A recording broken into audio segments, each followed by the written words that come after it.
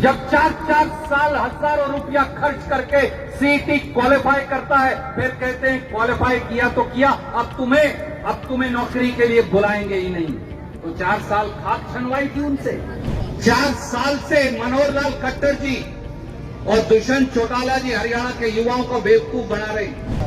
Socio economic category के जिसको number देने हैं दिए नहीं, जिसको नहीं देने उसको दे दिए। ना तो Hera ferry service counter HSSC, वो स्टाफ सिलेक्शन कमीशन नहीं है, वो हेरा फेरी सर्विस काउंटर बन गया। ये कहते हैं कि हरियाणा की बेटियों की छातियां नापेंगे। इससे बड़ा दुष्कर्म खट्टर साहब कर्ण की इस वीर भूमि करनाल में कोई हो नहीं सकता। मंच पर विराजमान करनाल के हमारे सभी अग्रज साथी, आदरणीय नौजवान भाइयों साथियों और चंद बुजुर्गवार भी जो उनको प्रोत्साहन देने आए हैं, मैं उनका भी हाथ जोड़कर स्वागत करता हूं। साथियों, 40 डिग्री की इस गर्मी में, उस महीने में जब किसान भी कान पड़ाकर बाधा बन गया था, उस गर्मी के अंदर हजारों की संख्या में आप सारे साथी क्यों इकट्ठे हुए? क्यों ब्रह्म सरोवर कुरुक्षेत्र पे एक संकल्प लेकर, एक यज्ञ करके, श्रीमद् भगवत गीता का आह्वान करके, क्यों आपके बेटा बेटी, क्यों हरियाणा के नौजवान चिलचिलाती धूप में भूखे प्यासे नंगे पांव सड़कों पर एक एक कदम चलने को मजबूर हो गए?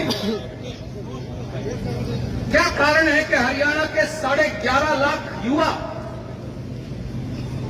11,22,000 वो नौजवान लड़के और लड़कियां जो सीईटी के एग्जाम में बैठे, उनमें से कोई आपका भाई है, वो स्वयं बहुत सारे हजारों में नौजवान यहां मौजूद हैं, कोई आपकी बिटिया है। क्या कारण है कि गुण है, शिक्षा है, काबिलियत है, पर वो सब मजबूर है। 4 साल से मनोहर लाल खट्टर जी और दुष्यंत चौटाला जी हरियाणा के युवाओं को बेवकूफ बना रहे। 4 साल बाद जब नतीजा निकाला तो वो सारा का सारा बेकार और त्रुटिपूर्ण नतीजा है। सोशो इकोनॉमिक कैटेगरी के जिसको नंबर देने हैं दिए नहीं, जिसको नहीं देने उसको दे दिए। जिसने एक सर्विसमैन कैटेगरी में अप्लाई किया उसे जनरल कैटेगरी में डाल दिया, जिसने इकोनॉमिकली वीकर सेक्शन में अप्लाई किया उसे जर्नल में डाल दिया, जर्नल वाले को इन कैटेगरियों में डाल दिया। पेपर में ऐसे 15 से 20 सवाल हैं जिनके चारों जवाब गलत हैं। ना तो Hera ferry service counter HSSC, वो स्टाफ सिलेक्शन कमीशन नहीं है, वो हेरा फेरी सर्विस काउंटर बन गया। ना तो एचएसएससी को, ना मनोहर लाल खट्टर जी को, ना दुष्यंत चौटाला को, ना उनके मंत्रिमंडल को उन सवालों का जवाब पता नहीं, तो हमारे बच्चे कैसे ठीक करेंगे? और जब बच्चों ने 100 रुपया प्रश्न का पैसा देकर अप्लाई किया तो उसका कोई नतीजा नहीं निकाला। और अब ये कहते हैं बगैर कुछ संशोधन किए हम अब नौकरियां निकालेंगे। और शर्म की बात है, डूबकर चुल्लू भर पानी में भाजपा जजप्पा वालों को मर जाना चाहिए। ये कहते हैं कि हरियाणा की बेटियों की छातियां नापेंगे। इससे बड़ा दुष्कर्म खट्टर साहब कर्ण की इस वीर भूमि करनाल में कोई हो नहीं सकता। इसलिए पूरे हरियाणा के नौजवान, मैं लंबी तकरीर नहीं करूंगा, तकरीर का दिन नहीं, संघर्ष का दिन है। साथियों, आज एक नारा देने आए हैं कुमारी शैलजा जी, किरण जी, मैं और हम सब। हरियाणा के नौजवानों को फैसला करना पड़ेगा, करो या मरो। या खट्टर साहब सुधर जाएं, भाजपा जजप्पा सुधर जाएं, वरना उनका तख्ता पलट करना पड़ेगा। आज से ये आह्वान कर दीजिए। कांग्रेस पार्टी, राहुल गांधी। साथियों, ये तिरंगा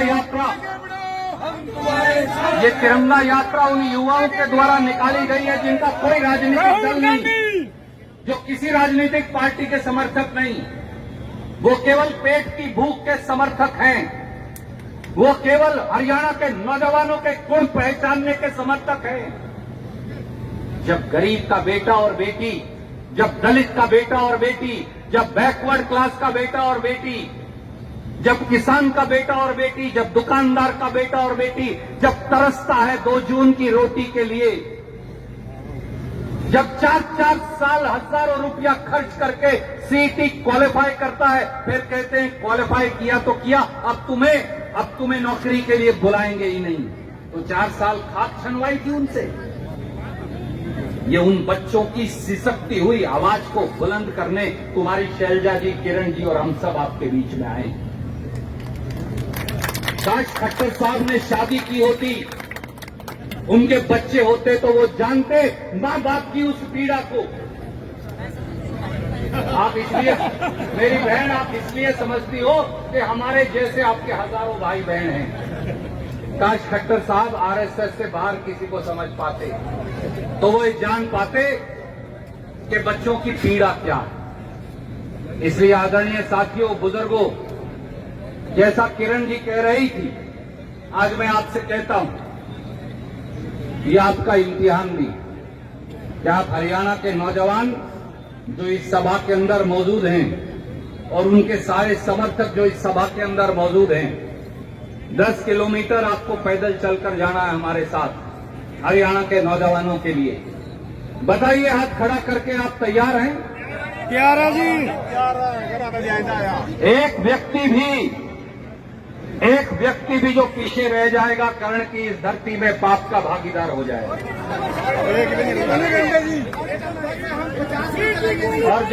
और जब आप घर जाओगे तो फिर बच्चे आपको माफ नहीं करेंगे।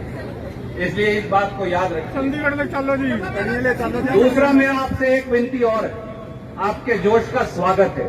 बहन जी भी कह रही थी, किरण जी भी कह रही थी, मैं भी कह रहा हूं, हाथ जोड़कर तीनों की तरफ से कहता हूं, आपके जोश का स्वागत है।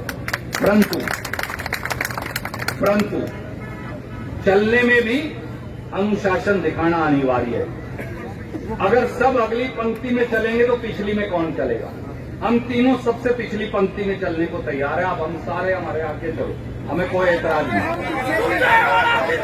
हम सबसे पीछे चलेंगे।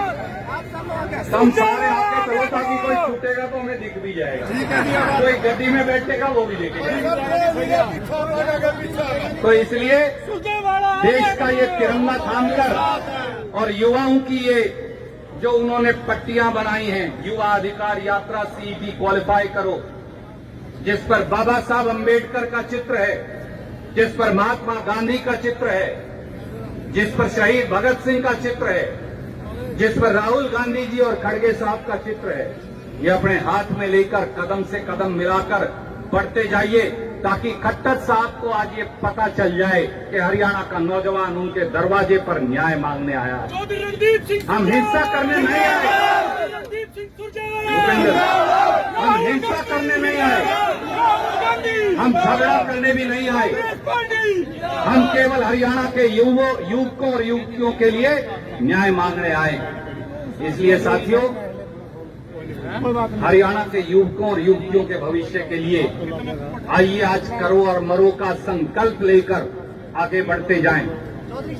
मैं मेरी वाणी को यहीं विराम देते हुए कुमारी शैलजा जी से अब अनुरोध करूंगा बगैर विलंब के कि वो आए और अपनी बात कहें। हरियाणा के जीत की